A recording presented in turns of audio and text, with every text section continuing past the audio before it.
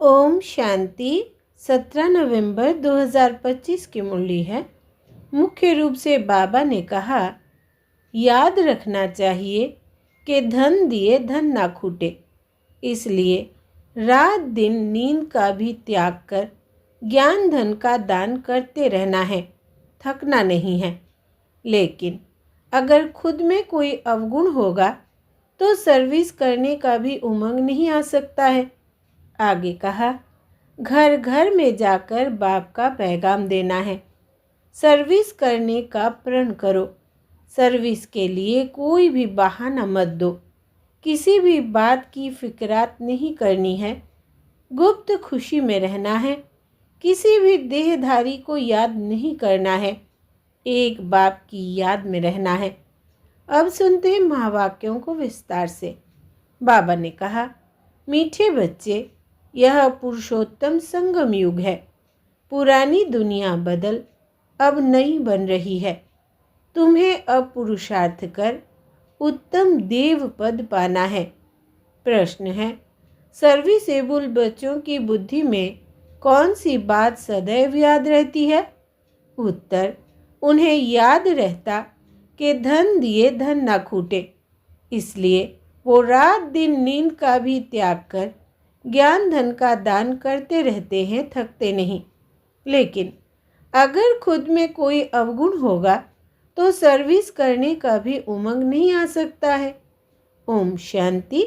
मीठे मीठे रूहानी बच्चों प्रति बाप बैठ समझाते हैं। बच्चे जानते हैं परम पिता रोज रोज समझाते हैं, जैसे रोज रोज टीचर पढ़ाते हैं। बाप सिर्फ शिक्षा देंगे, संभालते रहेंगे, क्योंकि बाप के तो घर में ही बच्चे रहते हैं, माँ बाप साथ रहते हैं। यहाँ तो यह वंडरफुल बात है, रूहानी बाप के पास तुम रहते हो। एक तो रूहानी बाप के पास मूल वतन में रहते हो, फिर कल्प में एक ही बार बाप आते हैं बच्चों को वर्षा देने व पावन बनाने, सुख व शांति देने। तो ज़रूर नीचे आकर रहते होंगे। इसमें ही मनुष्यों का मुंझारा है। गायन भी है, साधारण तन में प्रवेश करते हैं। अब साधारण तन कहाँ से उड़कर तो नहीं आता, ज़रूर मनुष्यों के तन में ही आते हैं। सो भी बताते हैं, मैं इस तन में प्रवेश करता हूँ। तुम बच्चे भी अब समझते हो, बाप हमको स्वर्ग का वर्षा देने आए हैं। ज़रूर हम लायक नहीं हैं, पतित बन गए हैं। सब कहते भी है, हे पतित पावन आओ, आकर हम पतितों को पावन बनाओ। बाप कहते हैं, मुझे कल्प कल्प पतितों को पावन करने की ड्यूटी मिली हुई है। हे बच्चों, अब इस पतित दुनिया को पावन बनाना है। पुरानी दुनिया को पतित, नई दुनिया को पावन कहेंगे। गोया पुरानी दुनिया को नया बनाने बाप आए हैं। कलयुग को तो कोई भी नई दुनिया नहीं कहेंगे। यह तो समझ की बात है ना। कलयुग है पुरानी दुनिया। बाप भी आएंगे ज़रूर, पुराने और नए के संगम पर। जब कहाँ भी तुम यह समझाते हो तो बोलो, यह पुरुषोत्तम संगम युग है, बाप आया हुआ है। सारी दुनिया में ऐसा कोई मनुष्य नहीं जिसको यह पता हो कि यह पुरुषोत्तम संगम युग है। ज़रूर तुम संगम युग पर हो, तब तो समझाते हो। मुख्य बात है ही संगम युग की, तो पॉइंट्स भी बहुत ज़रूरी है। जो बात कोई नहीं जानते वो समझानी पड़े। इसलिए बाबा ने कहा था, यह ज़रूर लिखना है कि अब पुरुषोत्तम संगम युग है। नए युग अर्थात सतयुग के चित्र भी है। मनुष्य कैसे समझे कि यह लक्ष्मी नारायण सतयुगी नई दुनिया के मालिक है। उनके ऊपर अक्षर ज़रूर चाहिए, पुरुषोत्तम संगम युग। यह ज़रूर लिखना है, क्योंकि यही मुख्य बात है। मनुष्य समझते हैं कलयुग में अभी बहुत वर्ष पड़े हैं, बिल्कुल ही घोर अंधियारे में है। तो समझाना पड़े नई दुनिया के मालिक यह लक्ष्मी नारायण है। यह है पूरी निशानी। तुम कहते हो इस राज्य की स्थापना हो रही है। गीत भी है, नवयुग आया, अज्ञान नींद से जागो। यह तुम जानते हो अब संगम युग है। इनको नवयुग नहीं कहेंगे, संगम को संगम युग ही कहा जाता है। यह है पुरुषोत्तम संगम युग, जबकि पुरानी दुनिया खत्म हो और नई दुनिया स्थापन होती है। मनुष्य से देवता बन रहे हैं, राजयोग सीख रहे हैं। देवताओं में भी उत्तम पद है ही इन लक्ष्मी नारायण का। यह भी है तो मनुष्य, इनमें दैवी गुण है, इसलिए देवी देवता कहा जाता है। सबसे उत्तम गुण है पवित्रता का। तब तो मनुष्य देवताओं के आगे जाकर माथा टेकते हैं। यह सब पॉइंट्स बुद्धि में धारण उनको होगी जो सर्विस करते रहते हैं। कहा जाता है धन दिए धन ना खूटे। बहुत समझानी मिलती रहती है। नॉलेज तो बहुत सहज है, परंतु कोई में धारणा अच्छी होती, कोई में नहीं होती है। जिनमें अवगुण है वो तो सेंटर संभाल भी नहीं सकते हैं। तो बाप बच्चों को समझाते हैं प्रदर्शनी में भी सीधे सीधे अक्षर देने चाहिए। पुरुषोत्तम संगम युग तो मुख्य समझाना चाहिए। इस संगम पर आदि सनातन देवी देवता धर्म की स्थापना हो रही है। जब यह धर्म था तो और कोई धर्म नहीं था। यह जो महाभारत लड़ाई है उनकी भी ड्रामा में नूंद है। यह भी अभी निकले हैं, आगे थोड़ी थे। 100 वर्ष के अंदर सब खलास हो जाते हैं। संगम युग को कम से कम 100 वर्ष तो चाहिए ना। सारी नई दुनिया बननी है। न्यू दिल्ली बनाने में कितना वर्ष लगा? तुम समझते हो भारत में ही नई दुनिया होती है, फिर पुरानी खलास हो जाएगी। कुछ तो रहती है ना, प्रलय तो होती नहीं। यह सब बातें बुद्धि में है। अभी है संगम युग। नई दुनिया में ज़रूर यह देवी देवता थे, फिर यही होंगे। यह है राजयोग की पढ़ाई। अगर कोई डिटेल में नहीं समझा सकते हैं तो सिर्फ एक बात बोलो, परमपिता परमात्मा जो सबका बाप है उनको तो सब याद करते हैं। वो हम सब बच्चों को कहते हैं तुम पतित बन पड़े हो, पुकारते भी हो हे पतित पावन आओ।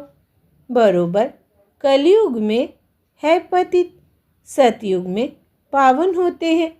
अब परम पिता परमात्मा कहते हैं देह सहित यह सब पतित संबंध छोड़ माँ में कम याद करो तो पावन बन जाएंगे। यह गीता के ही अक्षर है भी गीता का युग।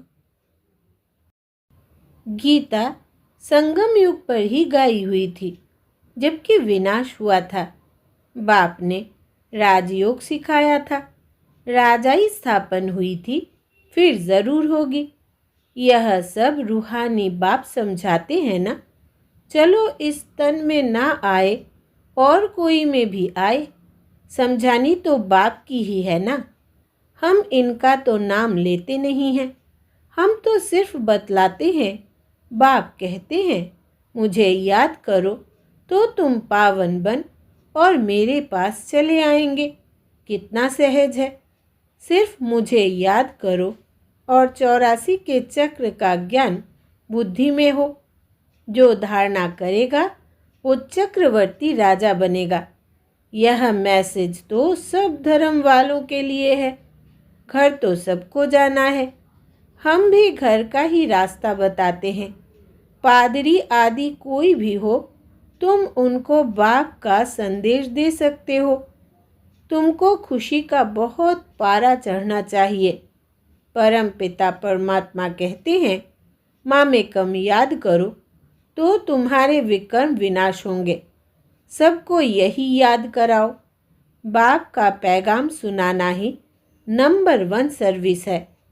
गीता का युग भी अब है। बाप आए हैं इसलिए वही चित्र शुरू में रखना चाहिए। जो समझते हैं हम बाप का पैगाम दे सकते हैं तो तैयार रहना चाहिए। दिल में आना चाहिए हम भी अंधों की लाठी बने। यह पैगाम तो कोई को भी दे सकते हो। बीके का नाम सुनकर ही डरते हैं। बोलो, हम सिर्फ बाप का पैगाम देते हैं। परम पिता परमात्मा कहते हैं मुझे याद करो बस। हम किसकी ग्लानि नहीं करते। बाप कहते हैं मामेकम याद करो। मैं ऊंचते ऊंच पतित पावन हूँ। मुझे याद करने से तुम्हारे विकर्म विनाश होंगे। यह नोट करो। यह बहुत काम की चीज़ है। हाथ पर व बाह पर अक्षर लिखाते हैं ना, यह भी लिख दो। इतना सिर्फ बताया तो भी रहम दिल कल्याणकारी बने। अपने से प्रण करना चाहिए। सर्विस ज़रूर करनी है, फिर आदत पड़ जाएगी। यहाँ भी तुम समझा सकते हो, चित्र दे सकते हो। यह है पैगाम देने की चीज़। लाखों बन जाएंगे। घर घर में जाकर पैगाम देना है। पैसा कोई दे ना दे। बोलो, बाप तो है ही गरीब निवाज। हमारा फर्ज है घर घर में पैगाम देना। यह बाप दादा, इनसे यह वर्षा मिलता है। 84 जन्म यह लेंगे। इनका यह अंतिम जन्म है। हम ब्राह्मण हैं सो फिर देवता बनेंगे। ब्रह्मा फिर ब्राह्मण है। प्रजापिता ब्रह्मा अकेला तो नहीं होगा ना, ज़रूर ब्राह्मण वंशावली भी होगी ना। ब्रह्मा सो विष्णु देवता, ब्राह्मण है चोटी। वही देवता क्षत्रिय वैश्य शूद्र बनते हैं। कोई ज़रूर निकलेंगे जो तुम्हारी बातों को समझेंगे। पुरुष भी सर्विस कर सकते हैं। सवेरे उठकर मनुष्य जब दुकान खोलते हैं तो कहते हैं सुबह का साई। तुम भी सवेरे सवेरे जाकर बाप का पैगाम सुनाओ।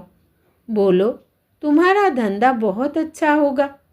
तुम साई को याद करो तो 21 जन्म का वर्षा मिलेगा। अमृत बेले का टाइम अच्छा होता है। आजकल कारखानों में माताएं भी बैठ काम करती है। यह बैज भी बनाना बहुत सहज है।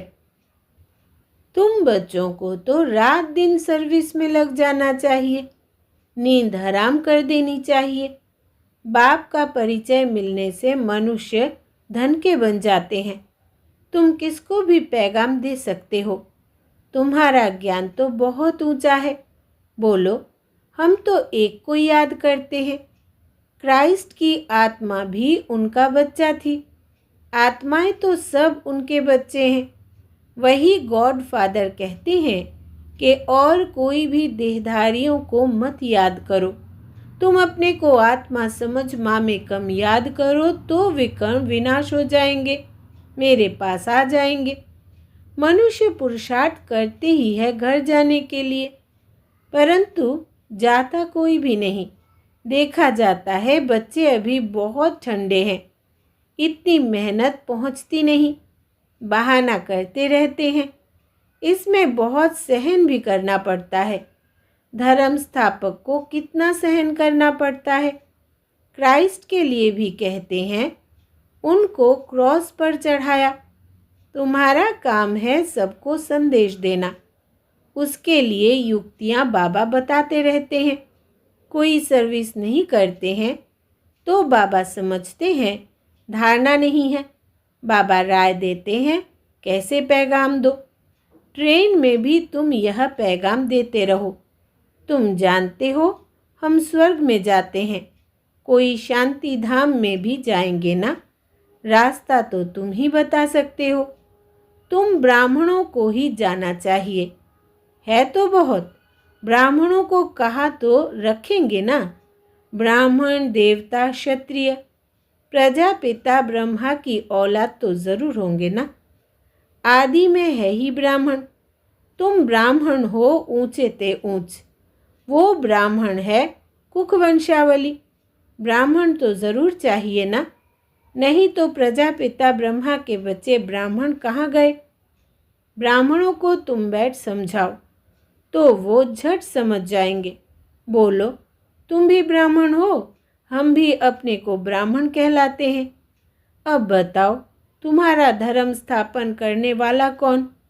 ब्रह्मा के सिवाय कोई नाम ही नहीं लेंगे।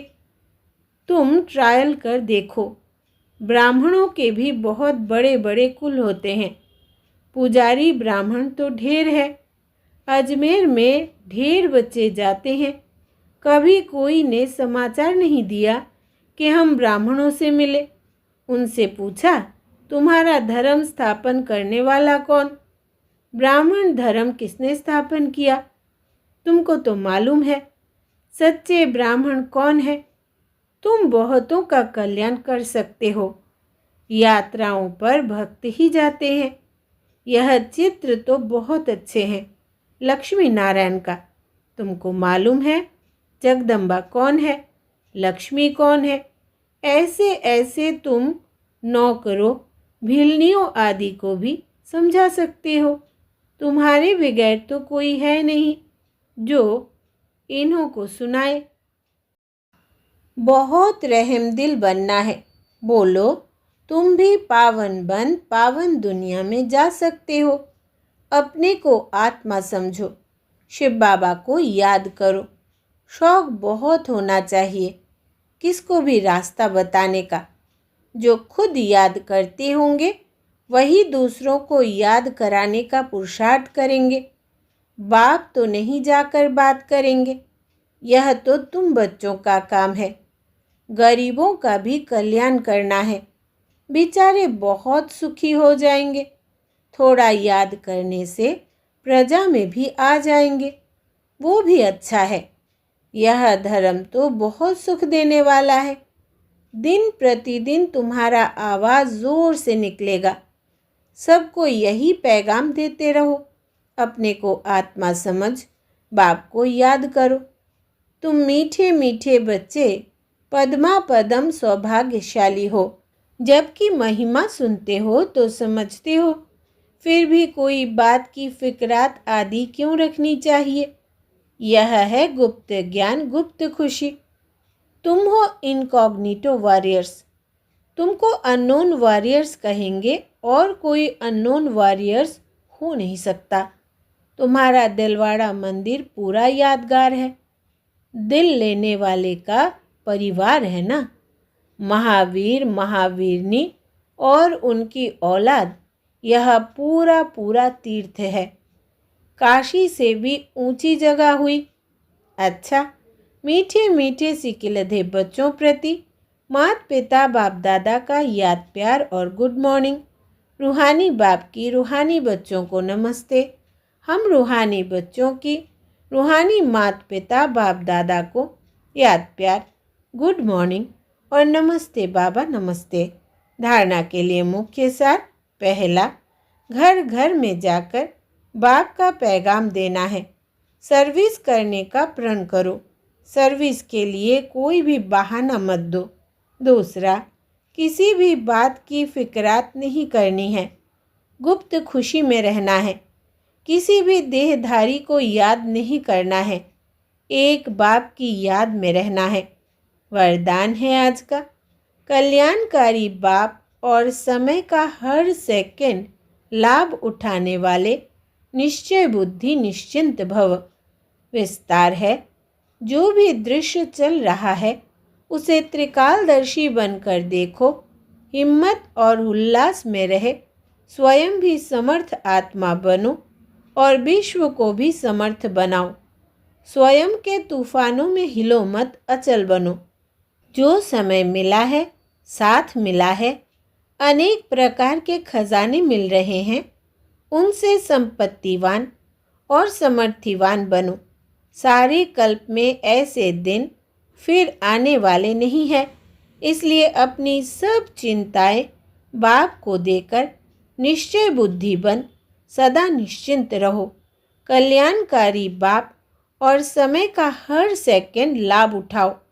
स्लोगन है, बाप के संग का रंग लगाओ तो बुराइयां स्वतः समाप्त हो जाएंगी। बाप के संग का रंग लगाओ तो बुराइयां स्वतः समाप्त हो जाएंगी। अव्यक्त इशारे, अशरीरी व विदेही स्थिति का अभ्यास बढ़ाओ। विदेही बनने की विधि है बिंदी बनना। अशरीरी बनते हो, कर्मातीत बनते हो, सबकी विधि बिंदी है। इसलिए बाप दादा कहते हैं, अमृत वेले बाप दादा से मिलन मनाते, रूह रिहान करते।